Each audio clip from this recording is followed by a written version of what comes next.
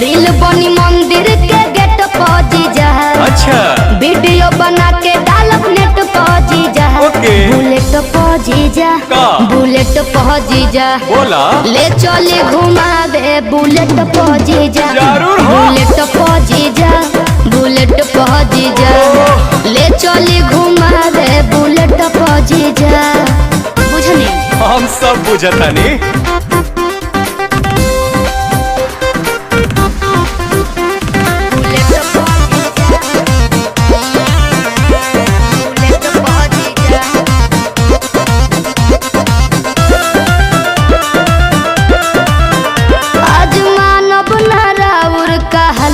जीजा सूट पहन के तैयार बनी ललका जीजा।